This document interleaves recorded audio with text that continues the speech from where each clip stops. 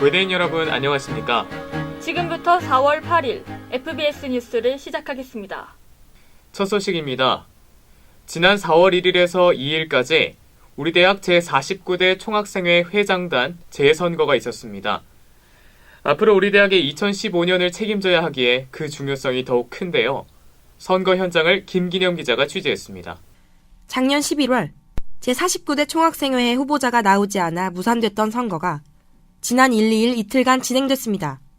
이틀에 걸친 선거 끝에 제49대 총학생회 회장단 노업과 1, 2학번 김동규 후보와 영어학과 1, 1학번 강윤아 후보는 약 34%의 투표율로 전체 하구 8,404명 중 찬성 2,428표, 반대 233표, 그리고 기권 189표를 받아 당선됐습니다.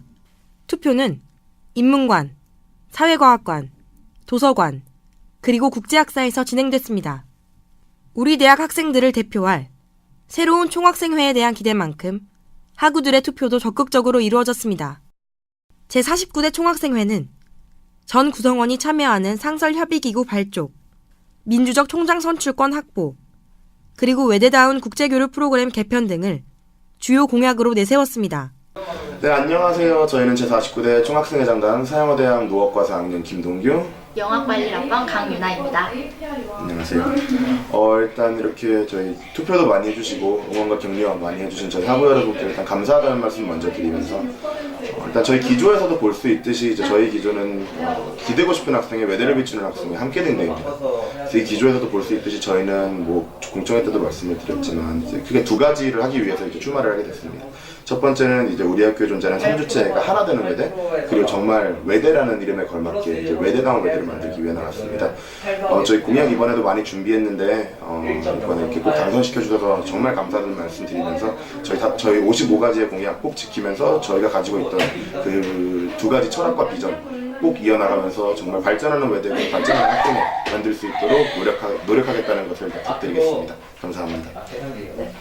그렇다면 학우들이 제49대 총학생회에 바라는 점은 무엇인지 들어봤습니다. 학생의 입장을 잘 대변해주는 학생회가 됐으면 좋겠습니다. 학생회가 학생들의 목소리를 함께 전달해줬으면 선거 공약이 학우 모두와의 약속인 만큼 책임감 있는 제49대 총학생회장단의 행보를 기대합니다. FBS 뉴스 김기념입니다. 다음 소식입니다. 지난 3월 23일부터 4월 3일까지 우리 대학 축구부에서 주최한 외대 월드컵이 개최됐습니다.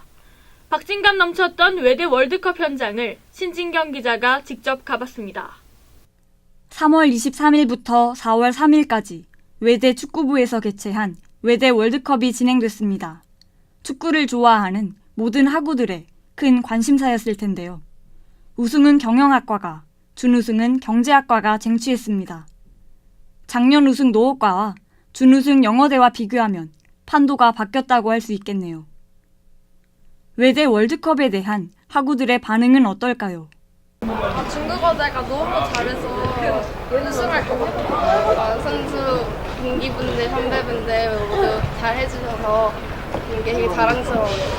사실 외대 월드컵이라는 게 다른 학교에서 할 수 없는 종목 중 하나잖아요. 여러 나라가 있고 그 나라에 대한 공식이 있고 진짜 기대하고 행사 중 하나예요. 기뻤어요. 이 게임 참여할 수 있다는 게. 저희 과가 소수학과라서 1승을 하기가 굉장히 힘들어요. 제가 알기로는 이번에 월드컵에서 처음 이기는 거예요. 남자 11명 모이기도 힘든 과에서 이번에 또 첫 1승을 거둬가지고 곧 군대 가는데 가장 큰 기억으로 남을 것 같아요. 외대 월드컵만의 매력이 있을 텐데요. 하지만 아쉬운 점도 있을 것 같습니다. 이번에 행사를 개최하게 된 외대 월드컵의 가장 큰 장점은요. 35개과가 다 참가하기에는 가장 큰 행사입니다. 다만 아쉬운 점으로는 열정적으로 임하기 때문에 많은 부상자가 나오고 있는데요. 이런 것들을 보완해서 내년에는 좀 더 좋은 월드컵 행사를 진행할 수 있도록 노력하겠습니다. 외대인들의 축제 외대 월드컵이 마쳤습니다. 승패에 상관없이 참여한 모든 학우에게 뜻깊은 시간이었을 것 같은데요. 다음 월드컵은 부상 문제, 소수학과 문제가 해결된 더 나은 모습으로 찾아오길 바랍니다. FBS 뉴스 신진경입니다. 오늘의 마지막 소식입니다. 여러분 요즘 학교를 다니면서 목이 칼칼하거나 눈이 따갑거나 한 경험 많이들 하셨을 겁니다. 바로 미세먼지 때문인데요. 봄철 건강관리법을 최혜원 기자가 알려드립니다. 벚꽃이 피고 따뜻한 봄 날씨가 계속되는 4월입니다. 하지만 아침 저녁에 일교차가 매우 크고 공기가 건조하거나 미세먼지와 황사현상 등 우리가 주의해야 할 점들도 있는데요. 봄철 건강을 지키는 생활 수칙에 대해 알려드리겠습니다. 한낮의 기온이 영상 15도까지 올라가 밤낮의 기온차가 10도 이상 벌어지고 있습니다. 일교차가 심하고 건조한 날씨가 계속되면 감기를 비롯한 호흡기 질환에 걸리기 쉬운데요. 이럴 때는 체온을 보호하고 땀의 흡수가 좋은 긴 옷을 입는 것이 좋다고 합니다. 다음으로 미세먼지와 황사 현상입니다. 미세먼지나 황사가 강한 날은 외출을 자제하고 외출 시에는 일반 마스크가 아닌 전용 마스크를 꼭 착용하며 자주 물을 마셔줘야 합니다.